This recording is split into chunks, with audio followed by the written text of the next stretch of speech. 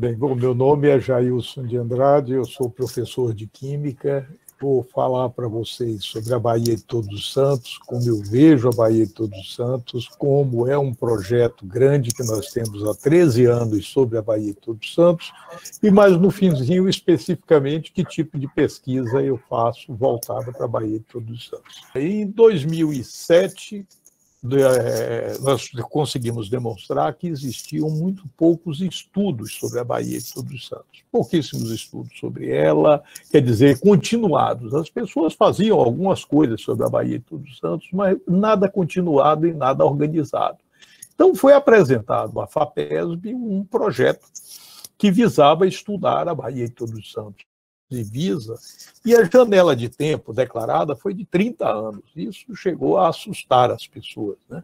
E para facilitar, esse projeto foi dividido em ondas de 5 anos, que conta a partir de 2008, a primeira onda finalizou em 2013, a segunda em 2018, e nós estamos no meio da terceira onda, bem aqui no pico da terceira onda, com recursos assegurados para romper toda essa terceira onda e com todo esse planejamento assegurado em relação ao projeto. E foi um projeto muito bem desenhado, ele levou um ano para ser construído. Um ano porque primeiro juntamos os cientistas, exato. Aí a linguagem era boa, todo mundo conversando, a parte de oceanografia, de química, de biologia, se entendia. No segundo momento, nós trouxemos os engenheiros. Aí a coisa começou a pegar, porque o pessoal não considerava algumas coisas da engenharia como ciência. No terceiro momento, nós trouxemos o pessoal de ciências sociais. Aí a coisa pegou mais ainda, entre o pessoal que estava e os cientistas sociais. No último momento, nós trouxemos a parte de artes. Aí a coisa já estava mais aliviada, mas a reação não deixou de ser forte. E, no fundo, nós conseguimos juntar todas essas pessoas e que uma boa parte delas se mantém juntas até hoje. Então, foi feito um projeto de aspecto totalmente interdisciplinar. A separação do ambiente físico com o ambiente humano é simplesmente de gestão naquela época. E nós tínhamos oceanografia, qualidade ambiental, educação, artes, e logo no início do projeto nós verificamos que se precisava de cultura e de história. Então é um projeto que não tem limites, o que ele preza é a inteligência. Qualquer pessoa que faça algo relevante e inteligente sobre a Baía de Todos os Santos e que deseje cooperar é altamente acolhido no âmbito desse projeto. A professora Gal é uma das pioneiras nesse projeto, participou de todas as ondas, vocês vão ver, e aparece muito forte em vários momentos, né? A arte da pesca e formação de mestres, é um trabalho muito bem desenvolvido pela professora Gal Meirelles, eu acho que fez, inclusive, parte do doutorado dela. É o peixe nosso de cada dia, etnografia de pesca artesanal de Baiaco, que aparece essa localidade em vários trabalhos, inclusive de Gal e de coisas que foram feitas adiante, né? Então, isso mostra uma visão etnográfica da arte da pesca e da formação de mestres. Quando essa época estava se discutindo sobre a ponte. E aí, de novo, Baiaco, né, na linha, e a pergunta era: qual a ponte que você gostaria de construir? Então, esse livro mais recente, O Baía de Todos os Santos, Avanço dos Estudos de Longo Prazo, ele praticamente é um relatório da segunda onda, né, em que ele traz vários aspectos, mas traz muito mais os aspectos ligados à parte de ciência do que todos os aspectos culturais e artísticos que nós tivemos em onda anterior e que nós estamos tentando resgatar nesse momento. Bom, e para dar uma ideia, como eu disse a vocês, muito próximo, o meu trabalho de pesquisa na Baía de Todos os Santos é na área de química, eu sou químico, me interesso muito pelos corpos d'água da Baía de Todos os Santos, da pureza deles, me interesso bastante sobre o ar da Baía de Todos os Santos e sobre a flora e a fauna da Baía de Todos os Santos. A vocês só 3 trabalhos bem recentes que refletem um pouco isso, né? Se vocês observarem, a Scientific Reports é um periódico do grupo Nature, que é um dos mais importantes periódicos que tem, e eu separei e selecionei só 3 coisas para mostrar a vocês disso. Muito recente, em 2017, nós conseguimos identificar pela primeira vez pesticidas e quantificar, associado ao material particulado atmosférico. Isso foi feito também na área da Baía de Todos os Santos, mas é pioneiro em escala global. Nunca isso foi feito, e inclusive pesticidas associados ao material atmosférico inalável, aquele que chega até o pulmão. E se vocês observarem nesse trabalho, uma das questões que nós destacamos é quando se fala de pesticidas, se fala do setor agrícola. Mas muito do que nós vimos aí, além do setor agrícola, foi fruto era a época da pandemia de Zika e dengue, e chikungunya, e na época o próprio Ministério da Saúde importou bastantes pesticidas que eram dispersos no ar para comparar isso.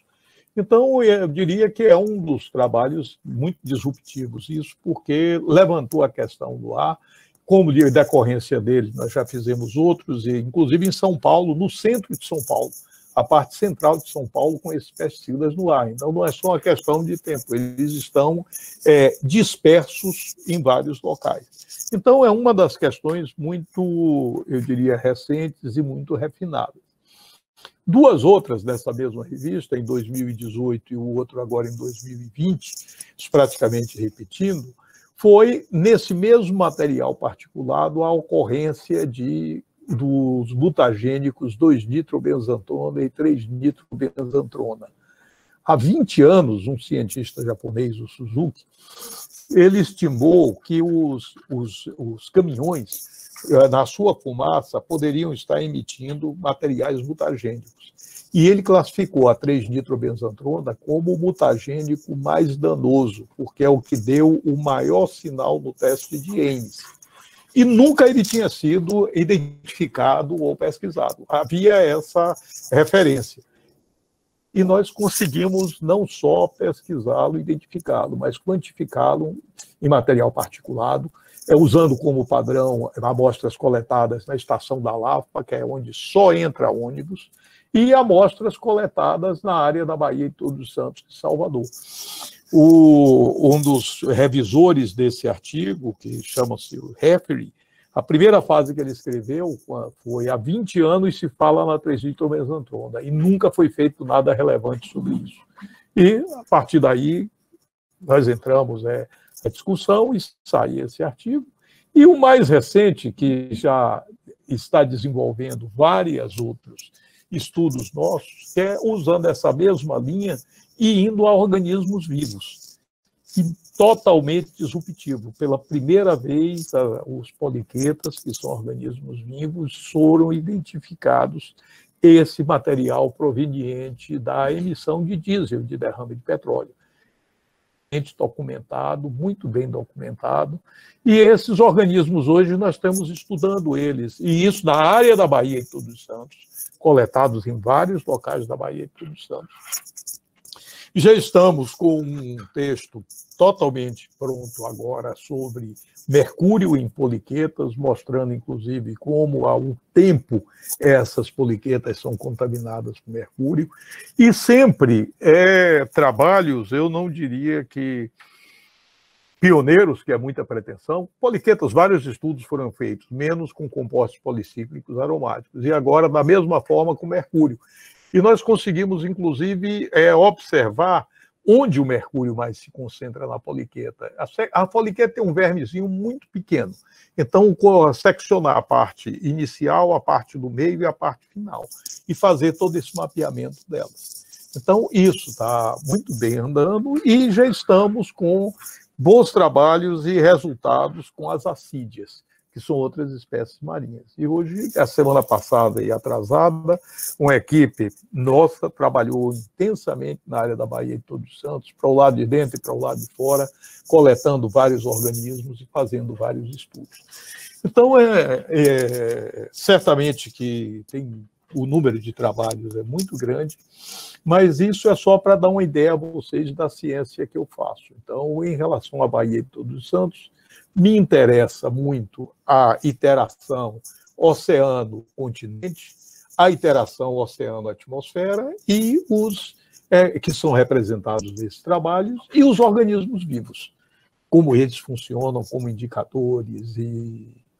No fim, uma das respostas do trabalho é sobre envolve contaminação, envolve como esses organismos funcionam, como a Bahia, o sistema está avançando nele. Mas esse é o trabalho que eu faço. Eu sou professor de química e trabalho bastante com a parte atmosférica, hoje com organismos vivos, certamente com os corpos d'água, com bastante trabalho com os corpos d'água, e a repercussão tem sido razoável. Veja bem, o desenvolvimento agrícola, especialmente no século XX, né?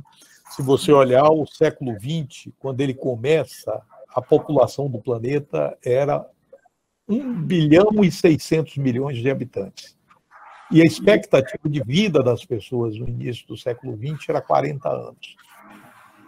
No século XX, a população do planeta é praticamente de 7 bilhões de habitantes, é mais de 6 bilhões. Ela aumenta 4 vezes no século.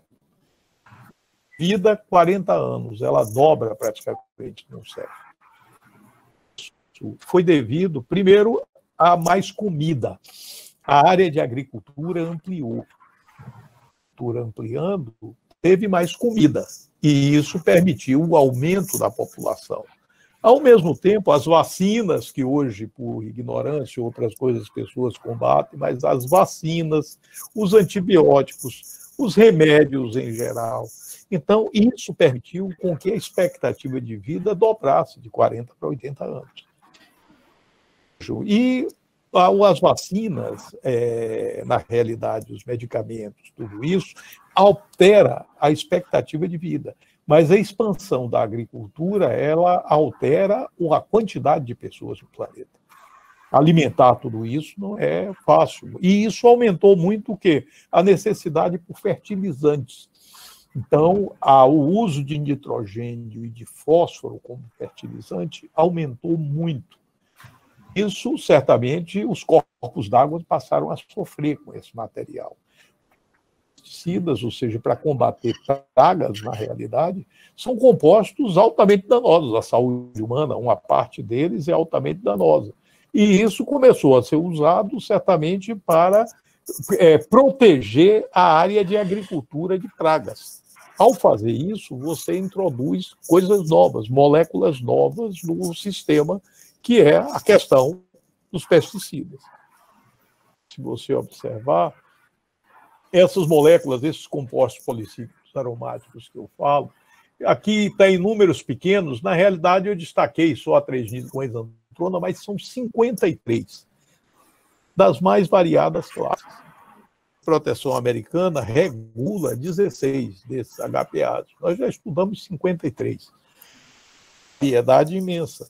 E esses compostos estão ligados ao óleo, ou seja, petróleo, diesel, gasolina e a combustão.